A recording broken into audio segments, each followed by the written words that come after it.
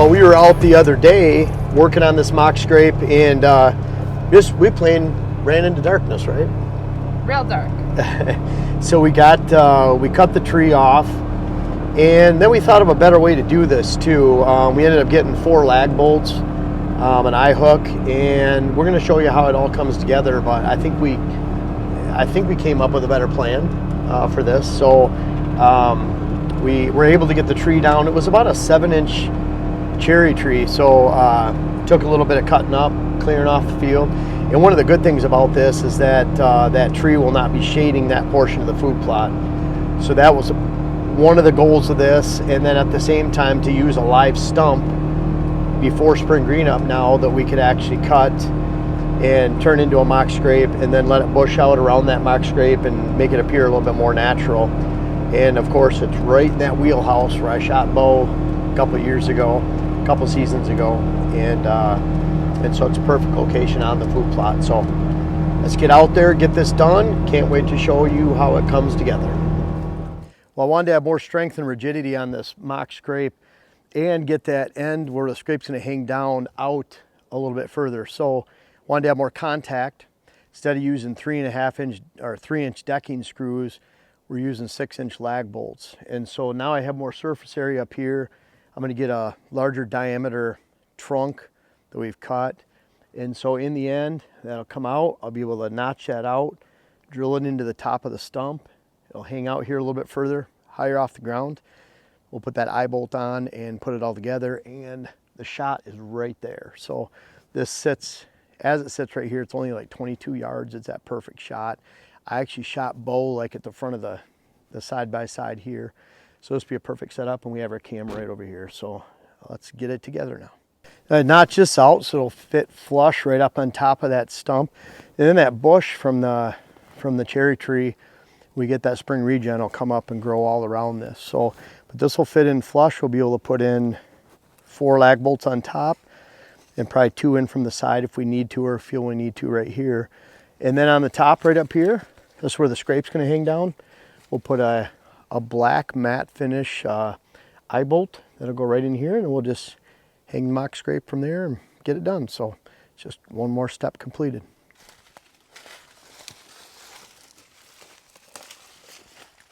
Now what I'm looking for is about 3/4 inch to 1 inch diameter and a fairly straight chunk. In this case, we're going to go up to that eye bolt. I only want 2 or 3 inches of paracord hanging below that, because I want as much vine as possible. It'll swing less, it's more weight. They can push, they have rigidity against it, which is one reason you don't use rope.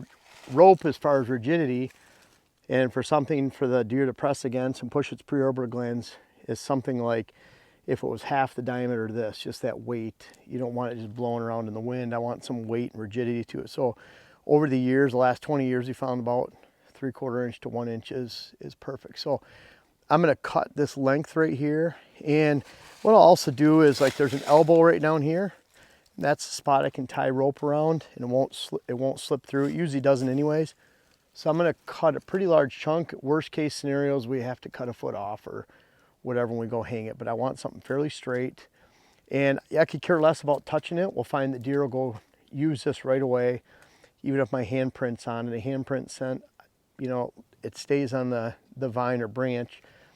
We're using vines out here. That seems to be the longest lasting.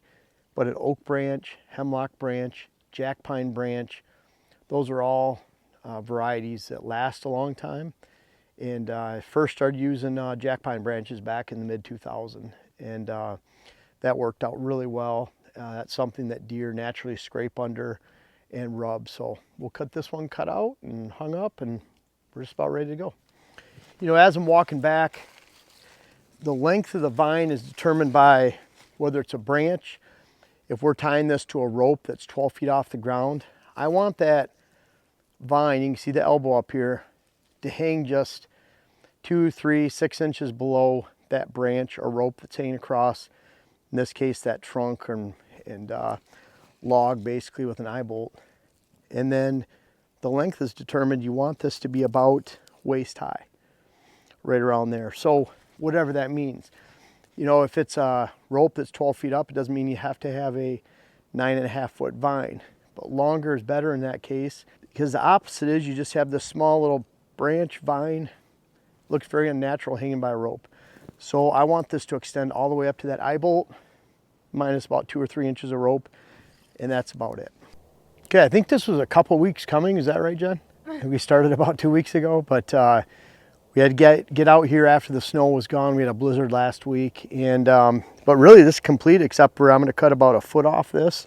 You can see it right about waist high. We're going to make a big pad right here. We're going to rip this up as much as possible. I even use a saw. I want to cut into the clover that's here.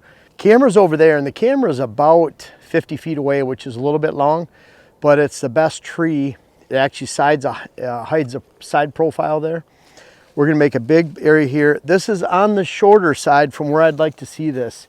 This is about 4.5 feet, I would say. I'd rather see this at least 5 feet or more, but close. I want that deer to be able to get in here, work it pretty well. The stand location's right there. So you see behind me, the stand location up in that red cedar is perfect spot for this type of setup. And we'll see how long it takes them to use this. It is March 26th, day after Jen's birthday. Happy birthday, Jen. Thank you. And so we'll cut it and we'll watch it off from right over there. And we'll let you know when they start hitting it. So even though it's spring right here, this clover is barely starting to perk up. And when we get some more warm weather, this stuff is going to shoot right up. It was established last year. This field will be a whole giant field of clover. And I know they're going to hit that mock scrape really well. And we'll bring it to you. One cool thing about this is a live stump. So we've transplanted red cedars. Obviously they don't grow, but we've been cementing them in the ground. This is something I expect to bush out towards the top, just like any cut hardwood. And it's obviously out of the reach for browse, which is a good thing. So I expect this to grow up like a bush. Let's come out here and this will look a lot more natural hanging down than it does right now. So that's the expectation. It's springtime right now, almost. The clover's almost perking up, so pretty soon that's going to start shooting out, and it's going to look really good come this fall. One thing I have to add that's really important, if any scent at all, we actually just urinate on this scrape right here, but really nothing needed right here. All these commercial scents, think about it, a deer goes by here and there's 20 deer that have left their pre-aorta gland scent over the last 2 days. They can smell all 20 deer, we can't even smell any scent. When you put commercial scent on, it's very, very strong. If we can smell it, it's probably too strong for them. Their noses are a lot different than ours. Bottom line is, for over 20 years I've been starting these scrapes without commercial scent, and these become a hit for years to come without starting scent. Sometimes you urinate on the ground, but it's not necessary. Hey guys, thanks for watching the video all the way to the end. I really want to remind you about our food plot seed company, Pure Wildlife Blends. I even have clients that don't realize we have our company, but the food plot seed blends are flying off the shelves, and that's a great thing, and that always happens this time of year. I encourage you to check out everything. Again, purewildlifeblends.com, links in the description.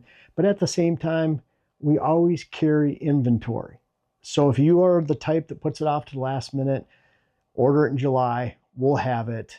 But in the meantime, check out purewildlifeblends.com. We have a lot of different seed blends, pollinator blends, wildlife blends, switchgrass, everything that you need to plant great food plots and great wildlife plantings this season.